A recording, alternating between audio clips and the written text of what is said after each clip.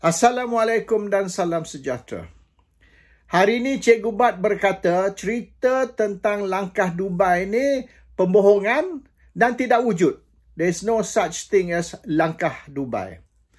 Dan beberapa pemimpin dan orang Perikatan Nasional juga telah menghubungi saya dan telah berkata yang sama. There is no such thing as langkah Dubai. It doesn't exist. Tak wujud. Ini semua cerita dongeng.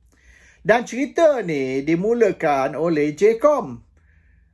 Awal bulan Disember, JCOM yang bercerita tentang langkah Dubai sebab ramai pemimpin pembangkang kebetulan ada di Dubai. Ada orang yang tak pergi Dubai pun dikatakan pergi Dubai untuk nak adakan satu mesyuarat di rumah Hishamuddin Tun Hussein. It seems dia ada rumah dekat Dubai. So they met there lah. They were meeting there untuk nak merancang konspirasi, nak tukar kerajaan, nak jatuhkan kerajaan, nak guling Perdana Menteri Anwar Ibrahim dan sebagainya.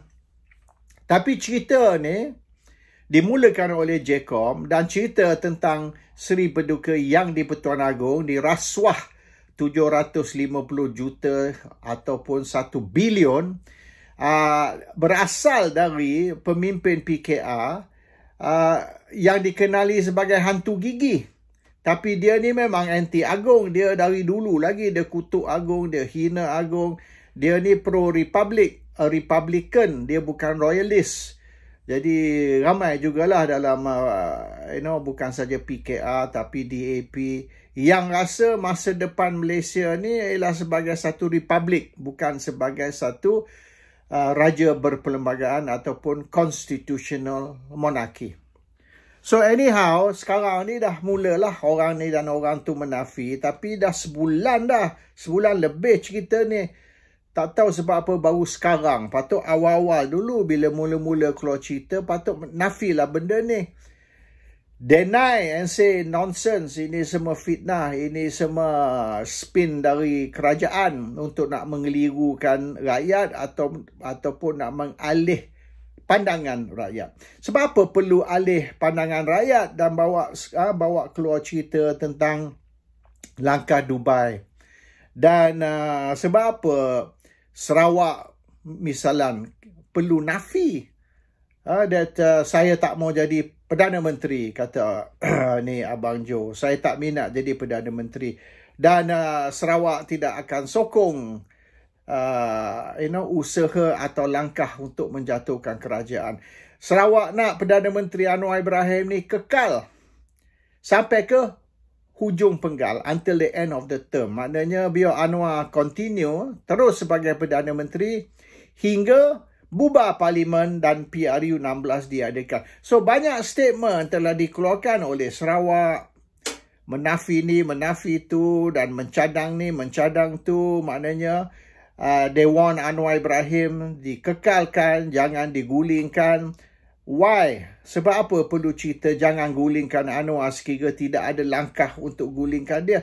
So the messages, the signal yang datang dari ramai orang, iaitu ada usaha, ada langkah. Nak panggil langkah Dubai ke langkah apa, tapi memang ada konspirasi atau langkah nak jatuhkan kerajaan. Orang PAS pula berkata memang ada usaha nak jatuhkan kerajaan. Usaha nak jatuhkan kerajaan ni bermula hari Anwar Ibrahim angkat sumpah sebagai Perdana Menteri. Bermaknanya this is ongoing. Usaha nak jatuhkan kerajaan, nak tukar kerajaan atau nak gulingkan Perdana Menteri is ongoing. Dia selama-lamanya. Selagi pembangkang tidak menjadi kerajaan, selama itulah mereka akan berusaha, which means it is the job, the duty of pembangkang nak jatuhkan kerajaan. So tidak ada langkah ni, langkah tu. Hari Anwar Ibrahim angkat sumpah sebagai Perdana Menteri, hari itulah usaha untuk jatuhkan kerajaan, untuk guling Perdana Menteri start. Dan dia akan berterusan hingga either kerajaan bertukar atau parlimen bubar. Barulah dia akan berhenti dan usaha selepas tu ialah untuk menang pilihan raya. So it is not something that requires a time frame ataupun a special move. Whatever move lah Dubai ke whatever move you nak panggil, dia tak perlu. Dia move tu constant. Goes on. From the day the new government is formed until the day parlimen bubar ataupun the government bertukar. Dia akan tahu. So kalau 5 tahun lah. Usaha 5 tahun. So they admit there is definitely, langkah ataupun usaha nak tukar kerajaan sentiasa berjalan. Kerja pembangkang ialah bukan saja membangkang, bukan saja check and balance kerajaan, tapi tukar kerajaan. Itu satu. So why do we need pembangkang? Sebab apa perlu pembangkang? Nombor 1, untuk menjadi watchdog kepada kerajaan. Nombor 2, untuk membangkang dan membantah kerajaan. Nombor 3, untuk cuba tukar kerajaan. Ini kerja pembangkang. Kalau tidak, kita tak panggil dia pembangkang. Kita panggil benda lain kan. So, but as for special program ataupun satu konspirasi khas, tidak wujud. It's ongoing. It's forever. And so, bila benda ni mula-mula keluar bulan Disember, semua orang diam. Cuma kerajaannya bercakap. Jadi kerajaan secara tak langsung mengesahkan, confirm ada satu langkah dan dipanggil langkah Dubai. Confirm by the government. Sampai hari ni government duk cakap macam-macam. Dari sekarang Presiden UMNO, Timbalan Perdana Menteri, propose bahawasanya kita nak adakan RUU, rang undang-undang baru, di mana kerajaan mesti kekal sampai hujung. Mana kita tak boleh nak tumbangkan kerajaan. Kita kena tunggu cukup 5 tahun baru boleh tukar kerajaan. Kalau halfway kita nak tukar macam dulu, 2018 mula-mula Mahathir, and then Muhyiddin, and then Ismail Sabri. So dalam satu penggal 3 Perdana Menteri. Sama kat England, in fact. England pun same. Boris Johnson, Liz Truss, sekarang Rishi Sunak, 3 Perdana Menteri juga. Sama. Tak beza lah. Tapi dia nak suruh haramkan benda tu. Kat England tak haram. Kat England halal. Sekarang pun Rishi Sunak datang Manchester 2 minggu dulu, dia kena boo. Orang marah dia, halau dia keluar. Cepat-cepat dia keluar Manchester. So, langkah Manchester lah tu. So, dia nak suruh benda ni diharamkan di Malaysia. Once the new government form, dia tak boleh tukar government hingga 5 tahun. Itu melanggar demokrasi. Tapi kalau nak ada fixed term government, yes. Bermaknanya, katalah kita ambil contoh. Pilihan raya akan diadakan 1 Mac. 1 Mac. Tiap-tiap 5 tahun. So, kalau pilihan raya pertama tahun 2020, pilihan raya kedua 2025, lepas tu 2030. 5 tahun, in between 5 tahun. So, 1 March will be pilihan raya, polling day. So, lepas Disember, tahun sebelum tu, selepas bentang bajet, parlimen dibubar. After budget dah lulus. So, you bentang parlimen, you bentang budget dalam parlimen. Budget katalah kalau tahun depan will be budget 2025 misalan. So, after budget 2025 dibentang, parlimen boleh dibubar. Sebab the budget's approved, mana bentang dan approve di dalam parlimen, parlimen dibubar. So, 1 January tu, the new budget akan bermula lah. Tak lagi negara tergendala, no. So selepas the new budget continue, mungkin 1 January ke or something like that, parlimen bubar. Parlimen sudah habis bersidang bulan Disember, budget pun dah approve. So the important business approve budget done in December. So, lepas tu 1 January ke, tak kisahlah 2 January ke, parlimen dibubar. So, dia ada di antara 1 January ke, 1 March tu,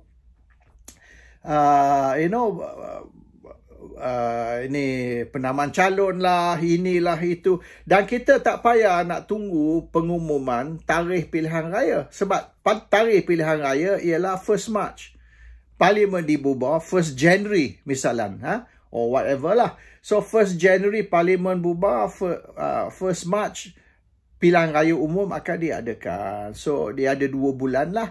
Dan dalam 2 bulan tu, whatever lah, penamaan calon dan this and that, campaign period. Kalau misalnya penamaan calon katalah 15 Februari misalnya, so you have got 2 weeks hingga ke pilihan raya 1st March and all that. So it's fixed. Dari segi tarikh, 1st January bubar. 15 Februari penamaan calon. 1st March polling day. Every 5 years. So kita tahu dah tarikh. Kita tahu 5 tahun pada sekarang, this is going to happen. Kita tak payah tunggu snap election. There's no snap election. There is fixed date election. 5 years, that's it. So, bila benda tu dibuat, kita tak payah tertanya, bila ni PRU ni, bila bubar parlimen, bila ni, tak payah, kita tahu dah.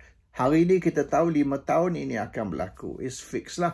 Tapi tentang kalau di antara tu kerajaan jatuh, itu tak boleh nak ada undang-undang. Dekat England pun kita tahu, okey, pilihan raya sepatut bulan Mei tahun ni. Ya? Tapi 2 kali tukar Perdana Menteri, 2 kali tukar kerajaan. Consider tukar kerajaan lah, walaupun parti yang baru is a new government, new prime minister. Sebab bila Perdana Menteri baru ambil alih, dia tukar kabinet and this and that. So we can change the government 2-3 kali. Tapi pilihan raya tu is 5 years once lah. That one is fixed lah. Itu boleh buat. Tapi untuk nak ada undang-undang, tak boleh jatuhkan kerajaan. Tak boleh lah. Sebab demokrasi membenarkan kita tukar kerajaan. Demokrasi membenarkan kita gulingkan Perdana Menteri. It's part of demokrasi. Kalau tak suka tukar Perdana Menteri, tak suka tukar kerajaan, dan kita haramkan demokrasi, kita buat some other system tak ada demokrasi. So macam mana kita nak pilih Perdana Menteri? Maybe kita suruh Conference of Rulers, Raja-Raja Melayu pilih Perdana Menteri every 5 years. Kalaulah kita tak mau demokrasi, kita buat secara gitu. So tidak menasabarlah. But the point is, mengikut Perikatan Nasional, there is no Dubai move. Tidak ada langkah Dubai. Tidak wujud. Ini pembohongan dan satu propaganda pihak kerajaan, pihak JCOM, termasuk cerita Agong dirasuah 1 bilion ke 750 juta ke whatever lah. Ini semua cerita dongeng. Sebab apa? Why do they need to do this distraction, this alih pandangan rakyat? Apa sebab? So dia orang kata ni, first of all kerana pengampunan Najib ni. Najib dikatakan kemungkinan besar akan diberi pengampunan hujung bulan ni. Seminggu lebih lagi. Najib akan diberi pengampunan. Jadi mereka nak rakyat ni fokus kepada isu baru, iaitu langkah Dubai, Agong dirasuah 1 bilion. Jadi orang duduk kecoh atas this issue lah, duduk bahas, duduk bincang, duduk bergaduh tentang isu langkah Dubai dan rasuah 1 bilion untuk Agong. Jadi orang tak berapa fokus, tak berapa concentrate kepada isu Najib diberi pengampunan. Sebab selepas DNAA Zaid Hamidi yang sangat-sangat kontroversial, untuk nak beri pengampunan ke Najib sekarang ni akan lebih lagi menambah kontroversi. So they want people to not think about the Najib punya isu, tak bercakap, tak berbincang, tak bergaduh tentang isu pengampunan Najib. So kita duduk fokus atas this issue, jatuhkan kerajaan melalui langkah Dubai dan Agong dirasuah. So we are all concentrating, we are all focused on this issue. Kita tidak fikir langsung pasal isu Najib diberi pengampunan, which is very controversial. Itu satulah yang dikata. Satu lagi ni, dia orang nak test juga. Sebab dikatakan separuh dari orang Barisan Nasional dan di dalam tu is 11 ni ahli parlimen UMNO tidak menyokong Anwar. So they want to push lah untuk satu undi tidak percaya dibentang. So bermaknanya undi tidak percaya ni boleh atau tidak dibentang bergantung kepada speaker. So kalau speaker kata boleh, bolehlah. Kalau tak boleh, tak bolehlah. So what they want to do now is to see ada tidak orang berani push untuk undi tidak percaya. Dan ini akan menguji kekuatan Anwar, sokongan Anwar. So kalau tak ada usaha untuk bentang atau luluskan undi tak percaya, maknanya Anwar's government is very secure. Anwar tidak menghadapi apa-apa ancaman ataupun risiko yang dia akan digulingkan and all that. So kadang-kadang orang politik ni kita pun tak faham lah. Sebab apa mereka buat ni dan mereka buat tu. But at the end of the day, it's all about politics lah. But the issue is sekarang ni, dia orang nak buktikan yang Anwar ada sokongan. Dan sokongan dia 2/3. Bukan sokongan dia simple majority. Dan kegagalan, dia orang nak buat kegagalan langkah Dubai membuktikan yang Anwar kuat, yang Anwar ada sokongan. Sebab dia orang interpret macam ni, ada langkah Dubai. Wujud. Bukan bohong. Real. Tapi tak berlaku. Maknanya Anwar belum lagi dijatuhkan. Anwar tak boleh dijatuhkan. Oleh kerana tu, ia membuktikan langkah Dubai ni fail. Gagal. Mereka, walaupun mereka kata, I have the numbers, dikatakan 120 ahli parlimen, bersama Anwar, bermaknanya kalau 120, 102 bukan bersama Anwar. Dan dia kata kalau once this thing start, 120 akan bertambah. Naik lagi, lebih dari 120. So that's what is happening. There is a langkah Dubai, memang wujud, memang ada, tapi gagal. So bermaknanya usaha untuk jatuhkan Anwar ni tidak berjaya. Memang ada usaha, tapi tidak berjaya. So, membuktikan Anwar kuat. Pembangkang ni lemah. So, Anwar tidak dalam bahaya. Okay, kedudukan Anwar tidak terancam. In fact, ini menunjukkan yang pembangkang ni lemah dan tidak ada sokongan. So, it's a perception game. And Anwar ni, actually, he's very good at this perception game. He create the perception, there's a move. Then he create a perception, the move fail. So, memang wujud ada langkah Dubai, tapi langkah Dubai gagal. Membuktikan Anwar is strong, pembangkang is weak. This is so, if that's the game plan, memang dia berjaya. Sebab ramai orang percaya langkah Dubai ni wujud, ada. Tetapi sampai hari ini sepatutnya kerajaan sudah tukar bulan Disember. Sepatutnya Anwar sudah jatuh bulan Disember. Tapi dah nak masuk hujung Januari pun Anwar masih kekal. Okay, and Anwar pun push untuk pengampunan Najib. Nah, sebab apa push pengampunan Najib? Sebab dikatakan separuh orang barisan ataupun 11 ahli parlimen UMNO nak tarik sokongan dari Anwar kerana Najib. Kerana dia kata, kalau kita sokong Anwar, kalau kita sokong Pakatan, dia janji Najib akan dibebaskan. So sekarang ni, apabila ada usaha untuk bebaskan Najib, bermaknanya Anwar ni tidak mungkin janjilah. Anwar kept his promise. Anwar ni tunai janji. Dengan dia bawa untuk lembaga pengampunan, bincang pengampunan untuk Najib. So, Anwar has done his job. Maknanya Anwar telah buat apa yang dia janji. So, tak ada sebab lah orang UMNO tarik sokongan dari Anwar. Dulu kata nak tarik sokongan dari Anwar atas alasan Najib dijanji bebaskan, tapi sampai sekarang tidak. So, now Anwar says, yes, I already propose untuk... Now, what happens sekiranya lembaga pengampunan tak lulus? Ataupun lulus dan hantar ke Agong, Agong pula tak restui, Agong tak perkenan. So, nothing to do with Anwar tau. Anwar telah menjalankan tanggungjawab dia. Anwar telah masuk nama Najib untuk dibincang oleh lembaga pengampunan. Kalau lembaga pengampunan tak lulus ataupun Tuanku Agong tak perkenan, there's nothing to do with Anwar. I've done my job, that side yang slack. So Anwar tak boleh dituduh, maknanya betray Najib. I didn't betray Najib. I did what I promised. But dia orang lah yang... So that could be another thing. So it's going to be very interesting. Kita tengok sampai cukup bulan ni. Tapi sementara tu saya diberitahu stop talking. Ini perikatan punya orang cakap. Stop talking.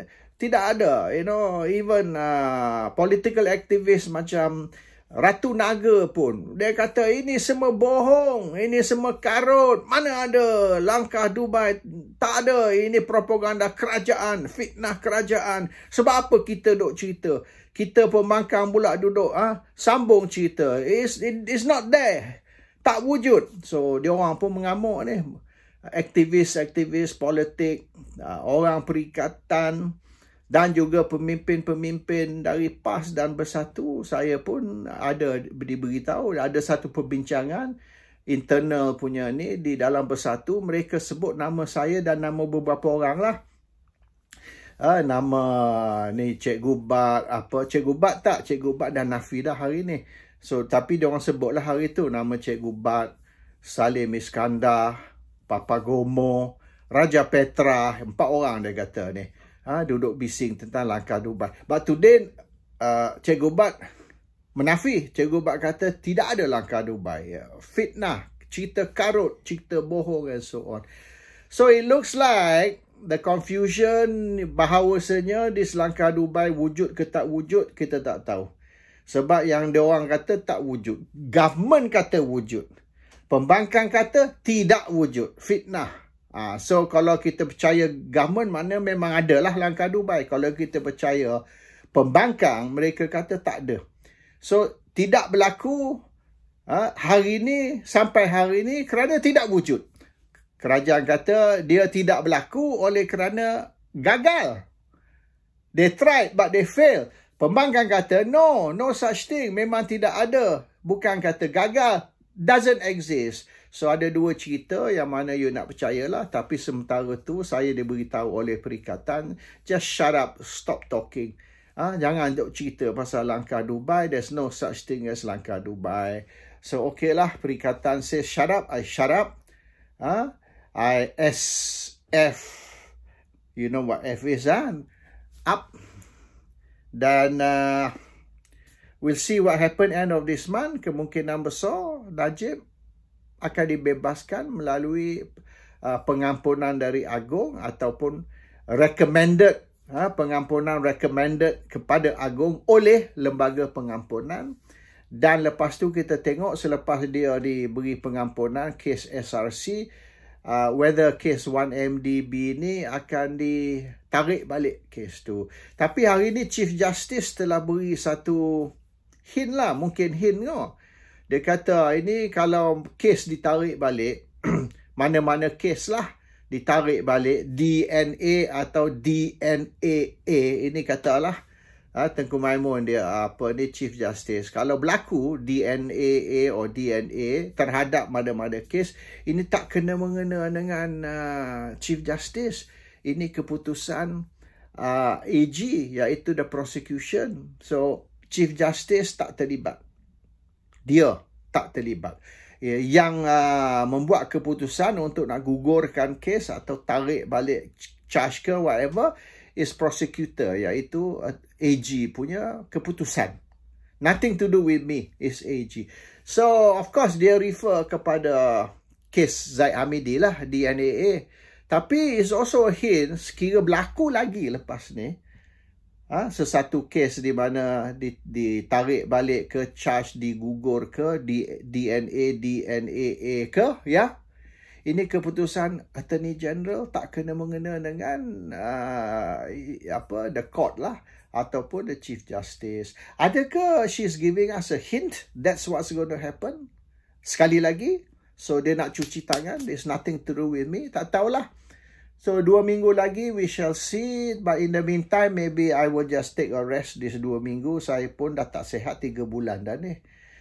Dan today, in about 1 hour's time, I'm going to the doctor for a full medical. And tak tahulah apa doktor punya You see, I sakit bulan November. Hari ni baru dapat jumpa doktor. 2 bulan tau. Dia backlog teruk. Even you pergi ke emergency pun, kadang-kadang 16 jam baru boleh masuk. Dia punya, our medical healthcare system kat UK ni is fucked up lah, you know. And kalau you nak pergi private doctor tak apalah, tapi pergi private doctor jumpa saja kena bayar RM600. Jumpa, belum lagi dia check, beri ubat. So all in all RM1,000 just to see doctor. So kita tunggulah.